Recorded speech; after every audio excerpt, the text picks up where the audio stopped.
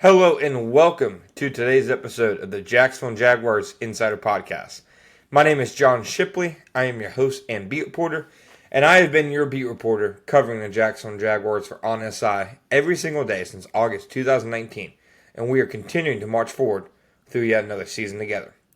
As always, you can always find our 24/7, 100% free boots on the ground content covering the Jacksonville Jaguars each day when you follow us on social media such as Facebook and Twitter at Jaguars on SI. You can also find us at www.si.com/NFL/Jaguars. All right, folks, welcome to today's episode of the Jacksonville Jaguars Insider Podcast. My name is John Shipley. Of course, I'm your host and beat reporter. Today, we are talking about a few different things from the first Monday of the 2025 NFL season. Normally, Mondays are, compared to the rest of the NFL practice week, are a little bit more of a toned down day. Once the games get started, it's kind of a day in review of the last game. But obviously, no game yet. So Monday was really spent a lot of time Jaguars head coach Liam Cohen talking about the Carolina Panthers, talking about a few other things. So here are some of the big things that we heard from Liam Cohen on Monday.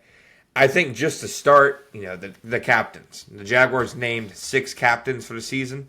Trevor Lawrence and Josh Hines-Allen are, at least to my estimation, maybe I counted it wrong, but at least to my estimation, are now 5th-time captains with the Jaguars, becoming a 5-time captain in the NFL. You get honored with that gold captain's patch. It's a big honor in the NFL. I've spoken to several veterans who have gotten it in the past, and to them, that's one of the biggest honors that they said that a lot of them have received during that time in the NFL. Just simply because it shows that your teammates didn't honor you just once, just twice, but that you were consistently seen as one of the leaders of a franchise, of a locker room. So Trevor Lawrence, Josh Hines-Allen each earned nods. Foye Oluokun is a captain for the 4th year in a row. He's been a captain every single year he's been at the Jaguars. Logan Cook was also named the captain. I believe it is his 3rd time as a captain. And then 2 newcomers for the Jaguars named captains. 2 guys whose names, I've floated out there who I thought were logical captain options. Center Robert Hainsey and cornerback Jordan Lewis. To me, we'll just go through it. Trevor Lawrence was obviously going to be a captain. He has always had a lot of respect in the locker room. He's always been a player's guy who, it's not like he has rifts with the other guys in the locker room or anything like that. Like, they have always been Trevor's guys. So that one was obvious. We knew, not just because he's the quarterback, but because he's Trevor. Trevor isn't a big rah-rah guy. He isn't going to go out there and have a poetry slam on the podium or anything like that. But the way Trevor does lead is, one, he's very much his authentic self. He never stops acting like Trevor Lawrence. And then 2, the big thing you hear about him, and the big thing I've witnessed throughout his career, he is more or less the same guy every single day. Even when things are going bad. And they've gone bad plenty in his NFL career. Trevor Lawrence has consistently been the same guy for the Jaguars. And I think that goes a long way in the locker room when, a team can look to their quarterback and know he's not going to get too high, he's not going to get too low. To me, the 2 guys that have to be like that for every team to be successful are the quarterback and the head coach. Now, just because your quarterback and head coach have that quality, obviously doesn't mean, okay, the team is set. But to me, it's a big step.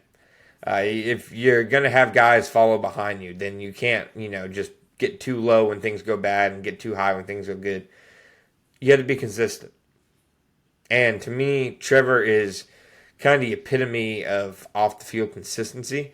It's a little bit ironic because consistency is kind of what he's been missing on the field, but just who he is as a leader, who he is as a person, he's always been very consistent from that perspective. Robert Hainsey, I think, makes a lot of sense. In a sense, it's an offense that I think there are a lot of guys who lead by example. I think Brian Thomas Jr. is one.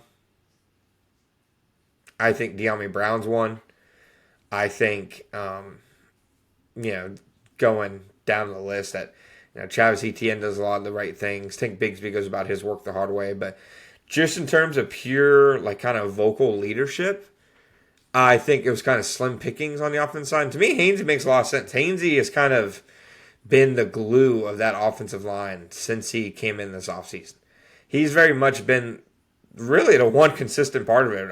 All the moving pieces around the offensive line this offseason, this training camp, etc., Robert Hainsey has kind of been that calm in the storm. He's been, the thing that has remained the same. You can tell he communicates with Trevor Lawrence so often on the sidelines, on the field, and, that Liam Cohen brought him in, I truly believe, not just because he likes what he sees from him as a center and the fact that he believes that, he can build a solid run game and offensive line around him and his traits at center. But you go back to the owners' meetings when Liam Cohen was asked about Hainsey. And Cohen said the way he went about his job day in and day out, despite them drafting Graham Barden to put over him, was really what sold him on Robert Hainsey. And that kind of attitude, that kind of will, that kind of fight, to me, it only makes him a logical choice as a captain.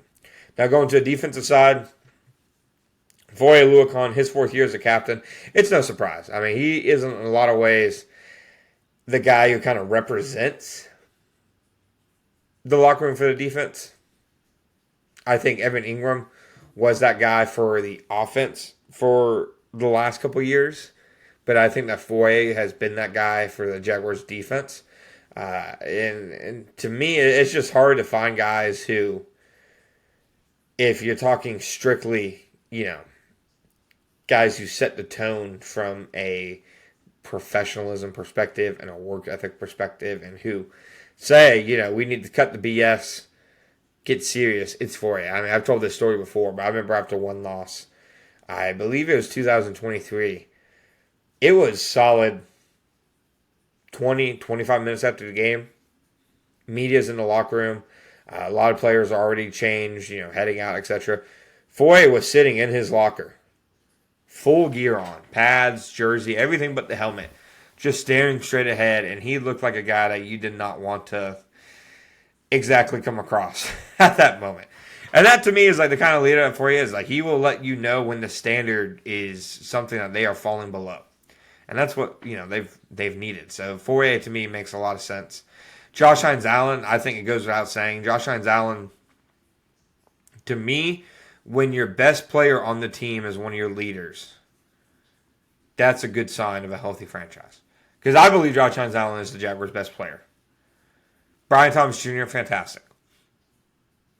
Trayvon Walker, Tyson Campbell, really, really good football players. Travis Hunter could get up there one day. Trevor Lawrence, obviously, he has the potential. But I believe Josh Hines-Allen is the Jaguars' best player. And he is somebody who, to me, epitomizes professionalism, who they want as a person, who they want as a teammate. I mean, Josh Hines-Allen, to me, is the best Jaguar that I have covered in my time in Jacksonville. I mean, there were many guys who have been there the entire time I've been there, player-wise. I mean, I think it's him and Logan Cook. Josh Hines-Allen is the best Jaguar I've ever covered. The epitome of what I think the Jaguars should want a Jaguar to be. Beyond that, Jordan Lewis being named the captain. You talk to anybody on that coaching staff, anybody on that defense, and you see why. Jordan Lewis has brought an edge to the Jaguars. He is an infectious personality, an infectious leader. I think Jordan Lewis is, on his way to having a really impressive season with the Jaguars. He has seen a lot of football. He has done a lot. He is, I think, probably him and Eric Armstead, the most experienced guys on the roster. Makes a lot of sense. Finally, Logan Cook as, your special teams captain makes a ton of sense. Logan Cook has led that special teams unit for years now. And again, it's like with Josh Hines-Allen. When your best players are the leaders, you're in the right spot. He's consistently been one of the best punters in the NFL. So to me, it only makes sense for him to be in that slot. Otherwise, Liam Cohen, we'll talk throughout the week on what he thinks about the Panthers. But the last thing I think is probably notable from his press conference comments is when he was asked about Travis Hunter. He was asked if Travis Hunter is going to start both ways on Sunday. And I think people are seeing the quote out there and they're taking it out of context. He wasn't just coming out right and saying, yeah, we don't know what Travis's role is going to be. He was asked specifically, is he going to start both ways? Because, a lot of the training camp, we didn't see him starting defense. We saw him in the backup defense and the starting offense. Liam said, we're still working through it. Right now, he's obviously missed a lot of time there that can impact playing anybody. Nonetheless, a rookie that misses quite a bit of time. So what the usage looks like, we're still working through. I don't believe that. Personally, for a second, I think they know exactly what he's going to do. They know exactly what the plan is, and there's simply no reason to give it away right now. So I think you're seeing quite a bit in terms of overreactions to that one. Thank you guys for listening to today's episode of the Jacksonville Jaguars Insider Podcast. My name is John Shipley. We'll be back next time.